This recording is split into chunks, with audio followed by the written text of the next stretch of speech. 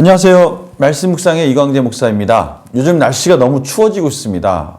예전에는 밖에 나가서 활동을 해도 장갑을 껴야 되겠다라는 생각을 하지 않았는데요. 요즘에는 장갑을 끼지 않고 밖에 나가면 손이 너무 시려서 정말 많이 추워졌구나라는 그런 생각을 하게 됩니다. 우리 성도님들 추위에 건강 조심하시고요. 또 하나님 말씀 안에서 또 따뜻한 실내에서 하나님 말씀 가운데 또 묵상하시면서 승리하는 그런 삶이 되기를 간절히 소망합니다. 오늘 말씀은 이 사도행전에서 베드로가 드디어 이제는 복음을 구체적으로 전하게 되는데요.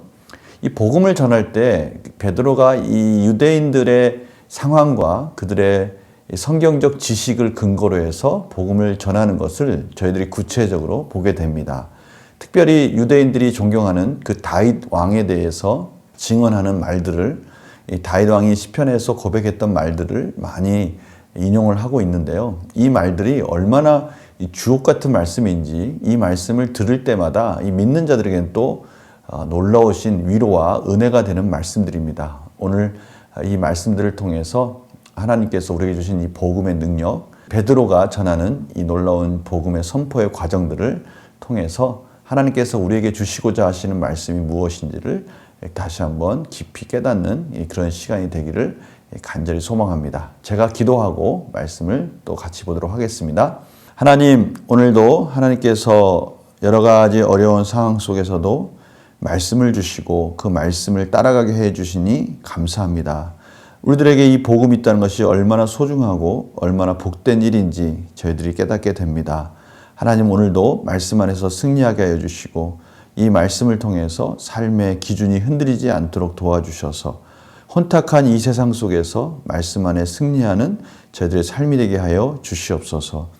오늘 말씀을 조명하여 주셔서 성령님께서 이 말씀이 우리 마음속에 깊이 깨닫게 하여 주시옵시고 또 삶의 능력으로 이어지도록 인도하여 주시옵소서.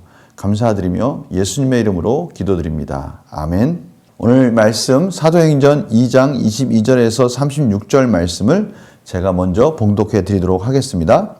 이스라엘 사람들아, 이 말을 들으라. 너희도 아는 바와 같이 하나님께서 나사렛 예수로 큰 권능과 기사와 표적을 너희 가운데서 베푸사 너희 앞에서 그를 증언하셨느니라. 그가 하나님께서 정하신 뜻과 미리 아신 대로 내준 바 되었거늘 너희가 법 없는 자들의 손을 빌려 못 박아 죽였으나 하나님께서 그를 사망의 고통에서 풀어 살리셨으니 이는 그가 사망에 매어 있을 수 없었음이라. 다윗이 그를 가리켜 이르되 내가 항상 내 앞에 계신 줄을 배웠음이요 나로 요동하지 않게 하기 위하여 그가 내 우편에 계시도다. 그러므로 내 마음이 기뻐하였고 내 혀도 즐거워하였으며 육체도 희망에 거하리니 이는 내 영혼을 음부에 버리지 아니하시며 주의 거룩한 자로 썩음을 당하지 않게 하실 것이미로다. 주께서 생명의 길을 내게 보이셨으니 주 앞에서 내게 기쁨이 충만하게 하시리로다 하였으므로 형제들아, 내가 조상 다윗에 대하여 담대히 말할 수 있노니 다윗이 죽어 장사되어 그 묘가 오늘까지 우리 중에 있도다. 그는 선지자라. 하나님이 이미 맹세하사 그 자손 중에서 한 사람을 그 위에 앉게 하리라 하심을 알고 미리 본고로 그리스도의 부활을 말하되 그가 음부에 버림이 되지 않고 그의 육신이 썩음을 당하지 아니하시리라 하더니 이 예수를 하나님이 살리신지라. 우리가 다 이 일의 증언이로다. 하나님이 오른손으로 예수를 높이심에 그가 약속하신 성령을 아버지께 받아서 너희가 보고 듣는 이것을 부어 주셨느니라. 다윗은 하늘에 올라가지 못하였으나 친히 말하여 이르되 주께서 내 주에게 말씀하시기를 내가 내 원수로 내 발등상이 되게 하기까지 너는 내 우편에 앉아 있으라 하셨도다 하였으니 그런즉 이스라엘 온 집은 확실히 알지니 너희가 십자가에 못 박은 이 예수를 하나님이 주와 그리스도가 되게 하셨느니라 하니라. 아멘. 얼마나 이 구체적인 복음의 내용인지 모르겠습니다. 베드로가 다윗의 입술을 통해서 이 복음이 어떻게 이루어졌는지를 구체적으로 설명하고 있습니다. 중요한 것은 이 복음은 말씀대로 이루어진 것이다 라는 것을 확인하는 것입니다. 23절에 보면요, 그가 하나님께서 정하신 뜻과 미리 아신 대로 내준 바 되었거늘. 십자가에서 죽으신 것이 정하신 뜻이었다는 것이죠. 하나님의 정하신 뜻. 그래서 미리 아신 대로 이미 다 알고 계신 그 길을 예수님은 가셨다는 것입니다.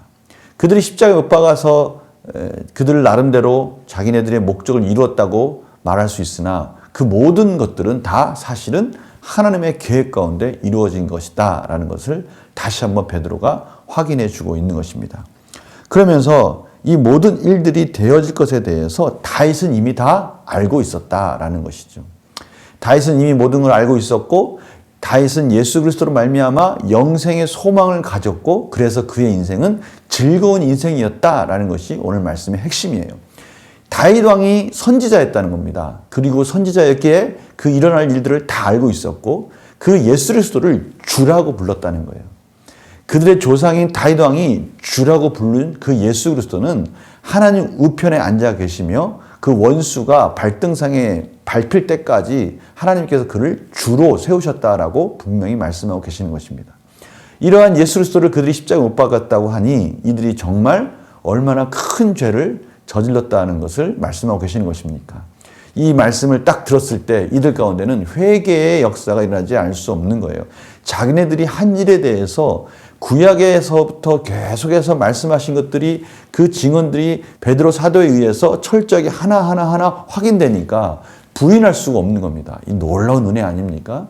베드로는 이 유대인들이 구약 성경을 잘 알고 있었고 특별히 다윗 왕을 잘 알고 있었고 그 다윗 왕의 고백한 시편을 잘 알고 있었기에 이 모든 것들을 하나하나 들추어내면서 그들이 죽인 예수 그리스도가 진정한 주님이시며 우리의 구세주라는 것을 그들에게 선포하는 것입니다. 이 놀라운 이 복음을 베드로 사도가 유대인들에게 선포했을 때 유대인들의 가슴은 철렁했을 것입니다. 그런데요, 저는 이 베드로 사도가 전하는 이 복음이 내 안에서 이루어지고 있다는 것을 생각하니까 너무 기쁜 거예요. 물론 유대인들에게는 참으로 안타까운 이 말들로서 그들이 회개할 수밖에 없는 그런 역사지만 이미 저희들에게는 이 회개의 역사가 지나간 거 아닙니까? 저희들에게는 이 복음이 그대로 지금 삶 속에서 이루어지고 있다는 걸 생각하니까 너무 기쁜 겁니다. 우리가 이 말씀을 통해서 두 가지를 같이 깨달았으면 좋겠어요. 하나는 이 복음이 지금 나에게 그대로 이루어지고 있구나라는 기쁨의 확인이고요. 또 하나는 그래서 나는 이 놀라우신 이 복음을 나만 누리는 것이 아니라 이 말씀을 가지고 나도 주위에 있는 자들에게 전해야 되겠구나라는 이 두 가지를 저희들이 이 말씀을 통해서 도전받았으면 합니다. 실질적으로 이 말씀을 읽으면 정말 놀라운 기쁨과 위로가 있습니다. 그런데 이것을 일일이 다 설명하기에는 너무 시간이 오래 걸리기 때문에 안타깝지만 다음 기회에 이 말씀을 같이 나누기로 하고요. 문제를 계속 풀어보도록 하겠습니다. 베드로는 누가 예수님을 십자가에 못 박았다고 말합니까? 23절하고 36절에 설명되어 있습니다. 23절에 이렇게 나와 있습니다. 그가 하나님께서 정하신 뜻과 미리 아신 대로 내준 바 되었거늘 너희가 법 없는 자들의 손을 빌려.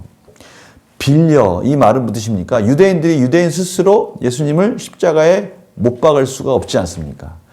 분명히 로마의 지배 가운데 있기 때문에 로마인들의 손을 빌려야 된다라는 것이죠. 근데요, 로마인들은 그들의 법을 가지고 있겠지만 사실 유대인들이 가지고 있는 하나님의 법을 가지고 있지는 않지 않습니까?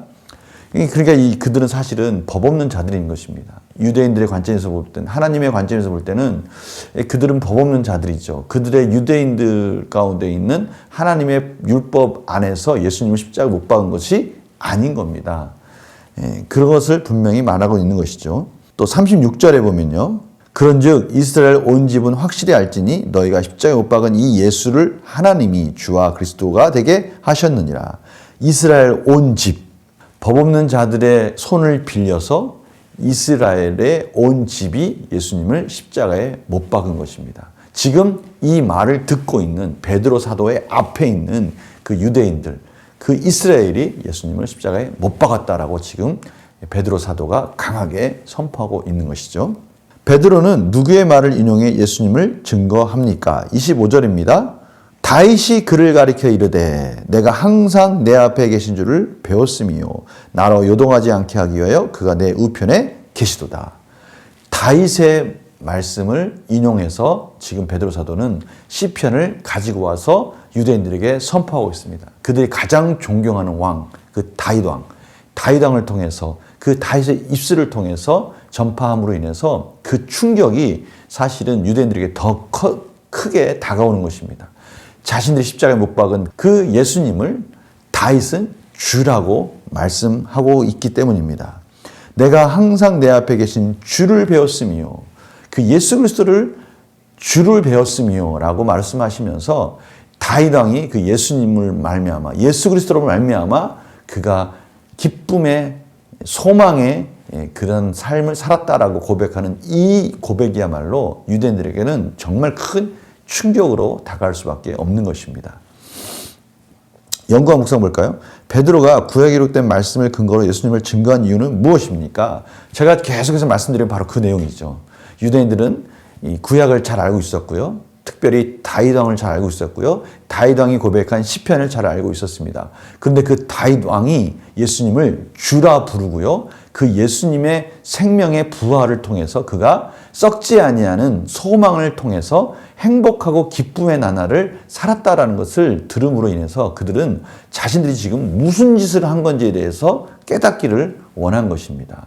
너무 정확한 표현과 지적인 것이죠. 느낀 점 볼까요? 상황을 꿰뚫는 베드로의 통찰력과 담대함이 말씀에서 나온 것임을 보며 무엇을 느낍니까? 말씀에서 나왔다는 것이 참 중요합니다.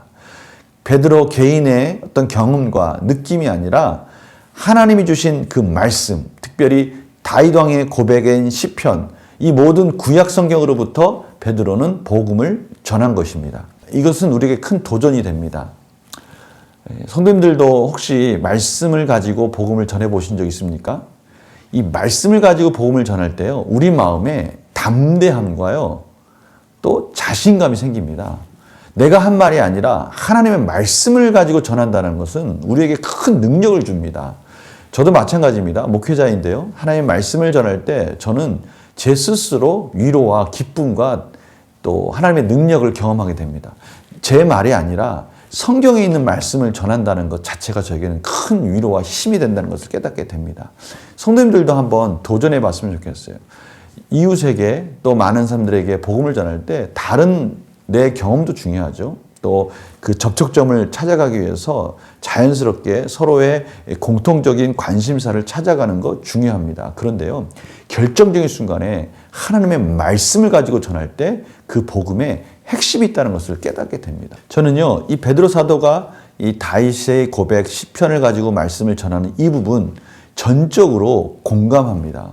정말 하나님의 말씀이 저희들에게 지혜와 통찰력을 줍니다. 저희들도 이 하나님의 말씀을 가지고 복음을 전하는 경험들을 새롭게 하였으면 합니다. 지금 코로나19로 인해서 대면으로 만나서 복음을 전하기는 어렵지만 편지도 가능하고요. 또 전화도 가능하고요. 어떻게 하든 우리는 하나님의 말씀을 전하는 일에 서로 지혜를 짜고 같이 고민하면서 말씀의 능력을 경험하는 우리의 삶이 되었으면 합니다. 혹시 성도님들 중에서 지혜가 있다면 또 저에게도 가르쳐 주셨으면 좋겠어요. 우리가 이러한 어려운 상황일수록 같이 어떻게 하면 이 복음을 전할 수 있을까? 딱 머리를 맞대고 그런 은혜들을 경험하였으면 합니다. 내가 암송한 말씀을 인용하여 복음을 전한 적이 있다면 언제였습니까? 바로 이게 그 말씀이죠. 말씀을 가지고 전했을 때, 특히 말씀을 가지고 전했을 때 성경을 펴서 전할 수도 있지만 내가 암송한 말씀이 있다면 그 암송한 말씀을 가지고 전했을 때 더 능력이 있는 것이죠. 말씀을 통한 복음 전파를 지속적으로 감당하기 위해 무엇을 결단하겠습니까? 위에 있는 적용과 좀 이은다면 말씀을 암송하는 수도 있고요. 내가 필요한 복음의 메시지, 핵심 메시지를 암송하는 것을 준비할 수도 있고요. 또 복음을 전할 수 있는 여러 가지 툴, 사형리나 또 백지 전도법, 이런 여러 가지 이 전도법들을 저희들이 공부할 수도 있을 것 같고요. 준비할 수도 있을 것 같습니다. 중요한 것은 우리가 말씀을 가지고 전해야 된다는 것이죠. 또 말씀의 은혜가 우리 가운데 먼저 경험되어져야 된다는 것입니다. 그럴 때 우리는 자신 있게 이 말씀, 이 복음을 전할 수 있게 되겠죠. 우리 성도님들이 오늘 베드로 사도의 이 놀라운 고백, 이 구구절절히 고백되는 이 고백들이 우리들에게 힘과 위로가 된다면 우리는 이 힘과 위로가 되는 말씀을 가지고 전하는 자들이 되기를 간절히 소망합니다. 참 다 전하지 못해서 좀 안타깝지만 다음에 또 같이 나누도록 하겠습니다. 제가 기도하겠습니다. 하나님 감사합니다. 오늘 말씀이 저희들에게 너무나 큰 위로가 됩니다. 기쁨이 됩니다. 우리는 이 말씀을 가지고 삶에서 충만한 기쁨과 즐거움을 누리게 하여 주시고 이 말씀을 가지고 또 전하는 자들이 되게 하여 주시옵소서. 준비하게 하여 주시고 말씀이 늘 충만하도록 인도하여 주시옵소서. 감사드리며 예수님의 이름으로 기도드립니다. 아멘. 내일 금요 기도회 때 우리 통독을 위한 기도의 시간을 가지려 합니다. 우리 성도님들 내일 금요 기도회 다 온라인상에서 우리 비대면으로 만나서 같이 뜨겁게 기도하는 그런 시간이 되었으면 합니다. 내일 뵙겠습니다. 안녕히 계세요.